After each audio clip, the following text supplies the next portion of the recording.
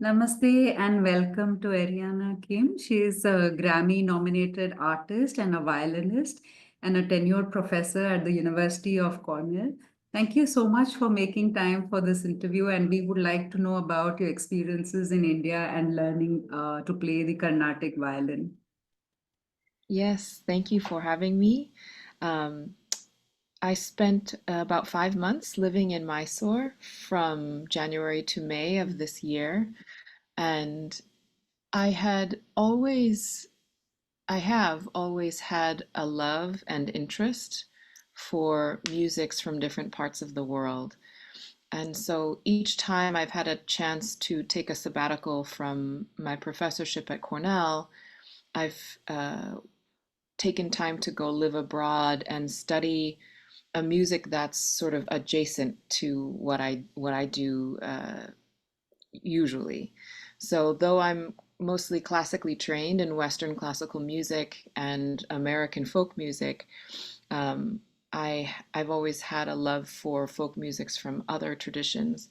And so for my first sabbatical, I went to live in South Korea and I studied, which is my father's ancestral homeland. I studied the kayagum, which is an ancient zither style instrument that you play plucked. And then for this sabbatical, I chose Mysore to do a deep dive into Carnatic violin, studying with Dr. Mysore Manjunath. Could you tell us, like, go a little before your in your childhood, and what was the kind of music that you listened to? Was it eclectic, and what were the sounds that you're familiar with? Yes, I grew up in a very musical home. Both of my parents are violinists. They're classical Western violinists. My mother specializes in working with young children, and my father is a college professor in music. So I sort of had two worlds. They were my teachers until I went to college. So my mother started me when I was young, and then my father sort of took over as I got into later grade school and high school. Um, we grew up mostly listening to Western classical music, particularly violin music, because the Suzuki tradition, which is the tradition that I grew up in with regard to teaching Western music, the idea is that you teach the music as you teach a language. Um, and I'm grateful for that because I think that translated to my ability to digest and receive Carnatic music, to hear the ragas by ear, to think about learning gamakas by ear, to think about, once you learn uh, a particular composition, to remember the form. All of that, I think, uh, was more accessible because I grew up in the Suzuki tradition, learning by ear, learning as if you were to speak a language. So though I grew up mostly listening to Western classical music and, of course, sort of requisite American popular music that most kids listen to on the radio, um, I think the thing that translated really well for my ability to study by ear Carnatic music and study by the oral and oral tradition was built from when I was very young, age 3 and 4, starting in that teaching as a mother tongue type of philosophy. And then as I got older, we started to have more exposure to contemporary music, to different world musics, and I became curious about different Asian music from both East and South Asia. I would say, sort of like later college years, I joined a free improvisation ensemble where we sort of explored many different eclectic styles of music, and then did a little more focused, had a little more focused interest in Hindustani and Carnatic music maybe about 5, 6 years ago, and started working with a wonderful Carnatic violinist here in New York named Arun Ramamurthy. And he introduced me to sort of the basics of how to think of a raga, the basic approaches to a gomaka, the technique of being on the floor, playing with the violin, tilted upside down, understanding the sort of the nature of different ragas, how to imagine not just a scale, but something that is emotional, something that has an identity, something that tells an emotional story, and introduced me to the sort of basic teachings of Tyagaraja and introducing me to Sarigada Padanisa. And so from that, I had it whet my appetite. And so then I chose to go live in Mysore to do more studying. Lovely. Mysore Manjunath himself and Mysore Nagaraj sir, when they were recounting their story of their childhood, and their father was their guru, and they, actually said they broke more. The violin Oh, on their back yeah. bow on their back than while playing. So it's a very rigorous way of teaching, and many musicians in India have said, one musician was told by his father to go and practice in the terrace in Hyderabad, which is very hot in summer. And when he asked his father, how long should I practice, his father said, till you see the sunrise in the morning. So that's the whole night. And how Yes. is it different from your does one's um, relationship with music, is it affected by how one is the discipline and the training and the rigor? But they now look back and said, but for our father's discipline, we would not be where we are today. So how does that play a role? Yeah, I think no matter the style or the tradition, to become well versed and dedicated to any craft, it takes incredible discipline, tenacity, focus, desire. Um, I'm grateful that Dr. Manjunath didn't break any bows on my back, but uh, I can relate. I had a very strict father who taught me.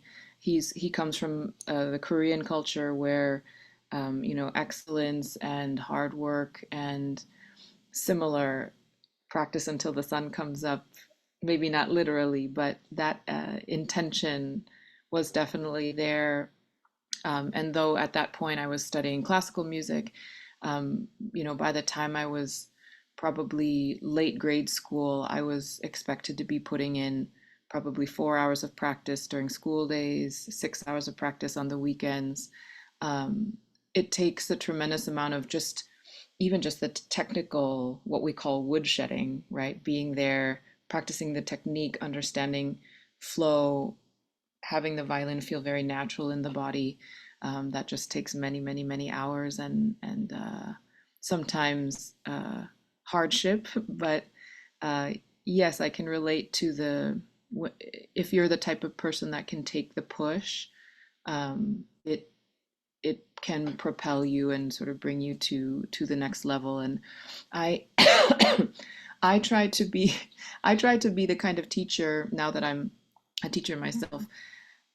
I try to bring all of those desires and push and necessity for dedication and really diving into something in a meaningful way, um, but hopefully without the abuse, so that the energy comes from a place of positivity and wanting to uplift and encourage, but without lessening the importance for hard work. And yes, sometimes even now that I'm a performing musician, there are nights where I practice until 2 a.m. because I want to be sure that the piece is just right. So yes, I can relate to that, and I think the answer is with either Carnatic or classical music, particularly in violin, it's just such the technique alone is its own thing to master, and then the next level of understanding the musicality, the spirit, the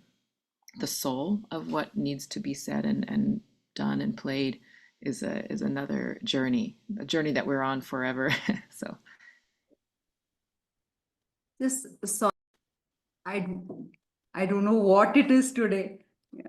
that's okay. You're popular. Yeah. Thank you. So there's one more question that a lot of musicians in India talk about it. It's about performers today have not come from the big music institutions. They have not come from the college run by Music Academy or from Mysore University. They have come from a Guru Shishya Parampara where there is one-to-one learning. So, in the West, how is it? I mean, do are the greatest performers, are they from music schools, or are they some of them self-taught already even before they enter the big schools? What is your opinion of the role of Yes, I think. systematized teaching in Carnatic music? Would you think that you would have had the same experience if you had gone to a university or college in India? That's a good question. Because I didn't have a university experience there, I can't really compare. I'll say that in the US, almost all performers go through some kind of university conservatory system. The top performers, we all start when we're very young. It's one of the few professions where you must start young. You can't decide to be a violinist when you're 18. It has to start, much earlier. Um, and regardless of whether you become a solo performer, a chamber performer, orchestral performer, everything that's happening at the highest levels in the top symphonies, the top string quartets, the top recitals. Almost everyone begins when they're young, has very intensive training privately before they enter college, and then almost everyone has music in their either university or conservatory setting where they're studying more in an in-depth way. I think the most important thing, regardless, is that you're getting one-on-one instruction. So I think it doesn't necessarily have to be a university or a conservatory. Um, it can also be happening through private means, but I think that one-on-one contact is the most crucial thing. I'm in my office now at Cornell, and I can't imagine teaching, for example, a group of students like that. The one-on-one attention to fixing this very subtle thing for, student A's bow hand, and talking about phrasing for student B's Mozart piece or something. So I think it can happen in any setting as long as the dedication between the student and teacher is very clear and that the hard work is happening one to one. I would say that's the most important. So, for example, if you go to a place like Mysore University and you have weekly intensive lessons with Dr. Manjunath, one to one, I think that can have the same outcome as if you just study privately, sort of as I did. I'm not familiar with all of the different approaches in to teaching Carnatic music in India. I think an intensive, workshop internship style setting can work. Weekly lessons, I think the most crucial, as I mentioned, is that one-on-one attention. And then honestly, just the time you put in behind the scenes, in between class, in between rehearsals, the self practice and the self discipline that comes with exploring each new idea, each new technique, each new gamaka. So We also have the concept of sampradaya, where I'm sure you're familiar with, where if they have come from the Tyagaraja lineage, they will play the same kriti in a certain way, which is recognized by that tradition. So you will have different traditions for the same for the same music, you'll have different paramparas or different traditions of playing. So is that something that you can pick on as for someone who's not, as for instance, grown up with Carnatic music? So if you have one lineage teaching the Kriti in a certain way, especially in instrumental music, in when it is vocal music, the the partantra, the way it is sung itself changes. The words, the where you pause and things. But in instrumental music, how much would you have to invest your time and energy to actually be, to know these nuances? Yeah, I think uh, that's a very interesting concept, Mm. and because this music it's not notated, so there are different sort of pockets, right, of schools or traditions. I noticed it myself um, when certain compositions I learned a certain way from Dr. Manjunath, and you can change the gamakas here and there, but the structure of the composition, um, like when you sort of get used to how the pallavi that you know goes, or the anupallavi that you know goes, you sit down with another musician who comes from a different school. It's the same piece, Yeah. but the pauses might be different. Where you change to ga instead of sa might be in a different place. So you see those differences. The generalized structure is still there, but I definitely felt that, and it can be similar too with American folk music, which is also mostly not notated. Um, Classical tradition is different because we adhere to the score so devoutly that we have this almost like sort of biblical text from Beethoven that says, here's how you play this piece. But with American folk music, bluegrass, old time, these types of music, I'll sit down. I have a bluegrass band that I play with. I'll sit down with my bluegrass band, and then we'll go have a jam session with a different band. And we're playing the same tune, but somebody goes up the fifth instead of down the fifth, or somebody plays a particular scale, like an improvisational scale, in the descending order instead of ascending order. So there are I can appreciate those differences, and like it's sort of like the house you see is the same, but it's painted a little bit differently, or it has different furniture in it. um, so it's yeah, that was very curious for me to learn. Like for example, when I play the if I play Brova Barama with Bahudari, I I play with one percussionist, and he's used to this particular tempo and this Mm. particular style, Right. and then I sit down to play with a couple of, maybe a singer and a violinist, and it's quite different. Um, so yeah, I think the thing to appreciate about that is that there are many possibilities, and to always keep an open mind about how things can change, but within the sort of the structure of the genius of Tiger Raja, or whoever the composer might be, Beethoven, Mozart. So. How would you use like some musicians have said that they don't want to learn Carnatic or Hindustani music to become Carnatic musicians, but they want to use elements of Carnatic music in the music that they play in their own lives, in their country. So is that something Mm. you would like to do, or would you like to explore? Because since you're a professor also, would you like to look at Carnatic music as Carnatic music exclusive? As of now, I'm looking at Carnatic music in the most sort of true form. That's just my own preference at the moment, because I want to be able to understand to develop the best foundation, to understand the philosophy, the history, and the proper technique for everything currently, so that I'm really building from a holistic and true place.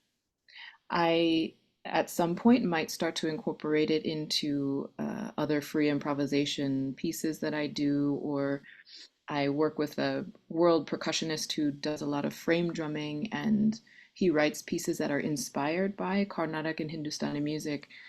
So now that I have more sort of chops in Indian classical music, I might Hmm. incorporate some of those techniques or gamakas into our improvisations. Um, but as of now, I'm trying to really go with the sort of pure or true approach. And then eventually perhaps elements of that can be brought into my other styles of music. What I think is important is that I think it can be either a disservice or it can be only a surface attempt if one tries to, like, one hears something that they think is, oh, that's Indian classical, or that's Korean, or that's Celtic, or that's Chinese, and they try to put it in without like a foundational knowledge.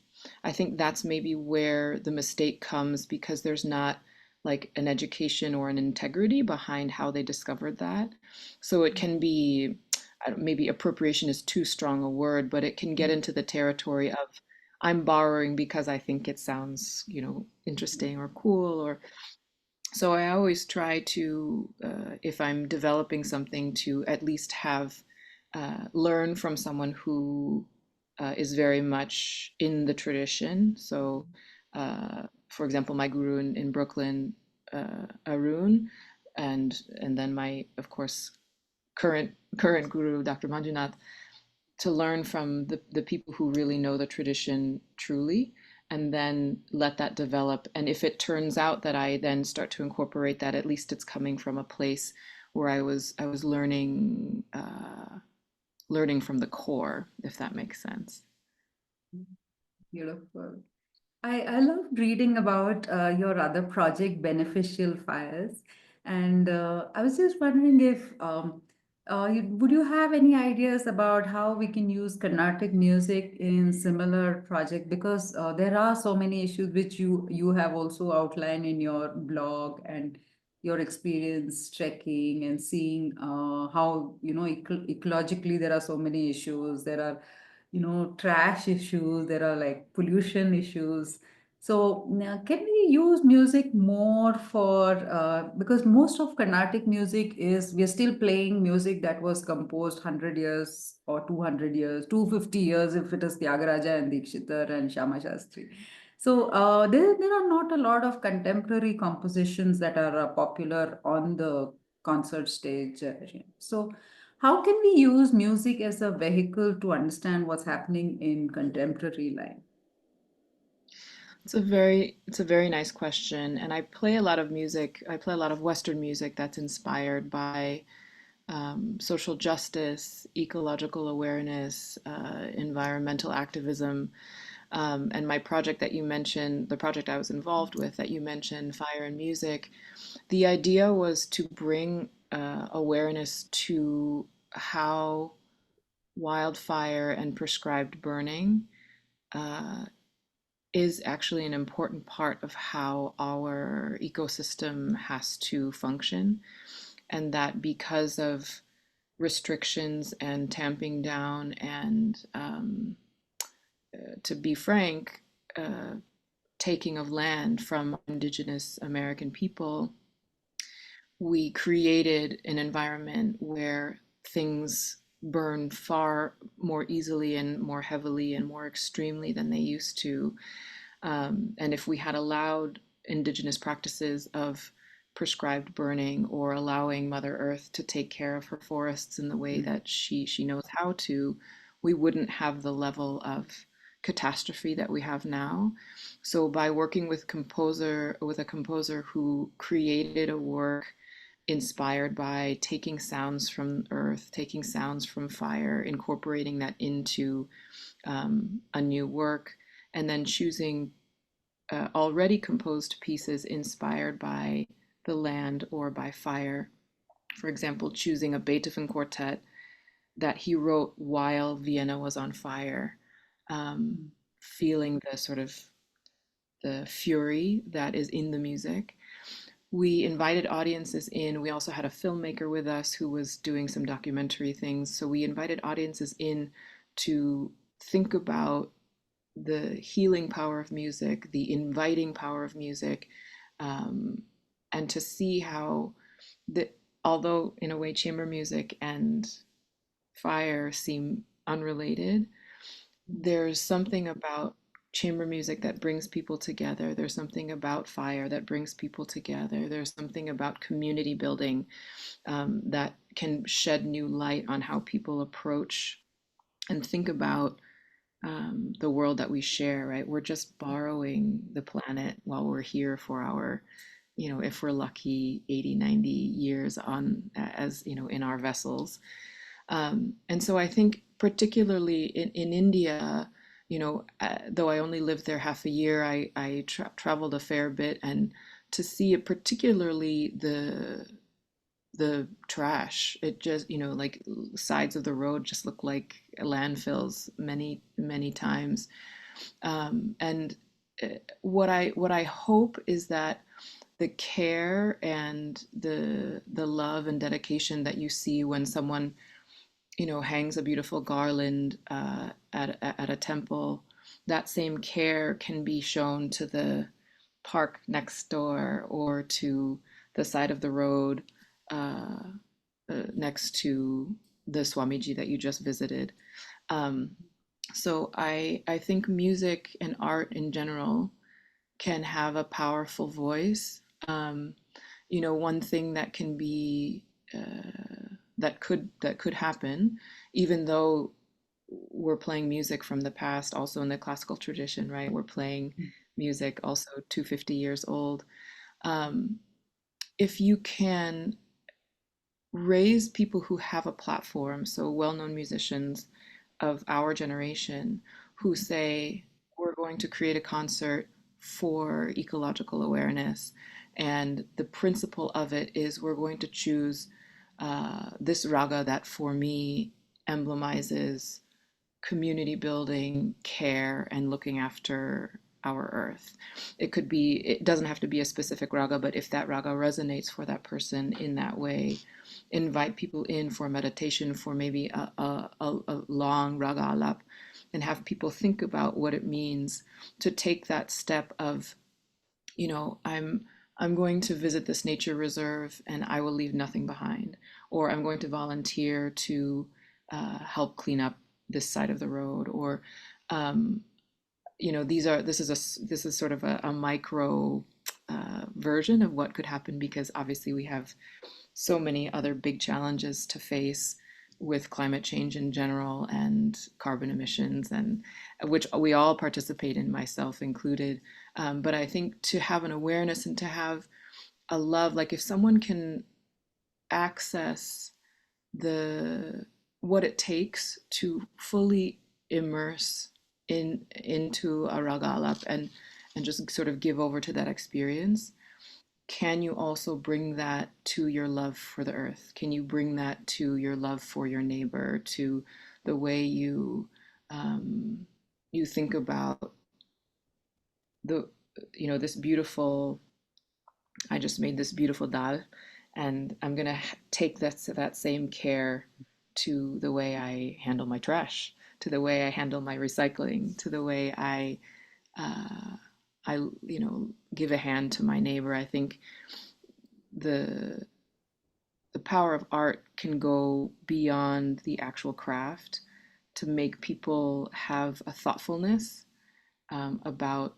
themselves, about their community, and then about, of course, the world that we live in. So beautiful.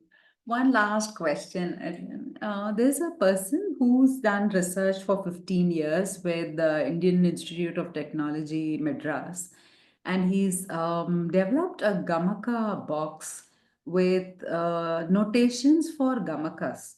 So he has three lines, and he says that the gamaka, this gadget, that apparatus that he's made, will pick up any sound and will give you notations for the gamaka.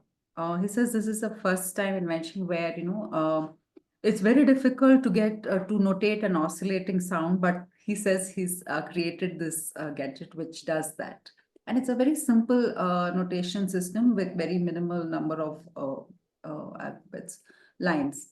So, would that be something that, you've learned it the hard way through listening and, the style of playing? But as you know, as we move into a technology-driven world, and does music also need these kinds of supports for youngsters learning music today?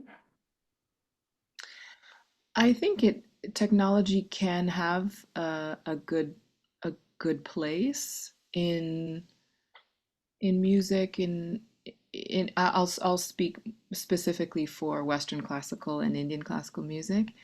Um, you know, there are certain things that are great, right? We can like in Western classical music, we have Sibelius and Finale where we can compose something and it goes into very legible notation on the computer and we print it out and it's ready to go. I now play almost exclusively from an iPad so that I don't have to turn pages and I can view the whole score at once. Um, we use tuners and metronomes and recording devices. I think what you're describing could be a useful like assistant tool. I sort of think of it as like as if we were to use, you know, a metronome or a tuner. It's a good guide. So I think probably that in combination with is probably the right mix because I think I liked learning it the hard way, even though it was challenging. And I, in a way, came up with my own sort of very basic, it wasn't even really notation, it was sort of like a graphic. um Sometimes they looked Mhm. like squiggles, sometimes they, you know, I would write down sort of like a starting note in Western notation and then show the ending note, but then inside the gamaka has its own identity. So I would say that I think it's great to develop something like that. There were certain days where I was like, oh man, I wish I could just write that down. um, but it's really not possible in Western notation. Like we don't, there aren't the the notation is limiting. And so I, while I would take notes from Dr. Manjunath, I would, you know, we would write out the syllables for the composition, but then, you know, where a gamaka would go, I would put a little star and, you know, make some kind of symbol for myself. But honestly, the most powerful tool was I recorded every lesson on my phone and I would just listen back and, you know, rewind 15 seconds, do it again, rewind 15 seconds, do it again, rewind, you know. So I was really learning by as if I were learning the language. But I think having a chance to have it notate, have AI create, you know, a legible notation, even if it's its own, you would have to learn how to read it separately. Having that as a tool, I think, is great. Even just as a reminder, this is how the structure is. And then with that comes the daily practice and the oral learning and things like that. Thank you so much. It was lovely chatting with you and wishing you all the very Likewise. best in your Carnatic music journey. And I hope we get a chance Likewise. to talk more and meet hopefully in India sometime. Yes, that sounds great. Hopefully next time I'm back we can see each other in person. Thank, Thank you. yeah. Thank you so much. Okay. Namaste. Namaste. Thank you. Bye. Bye bye.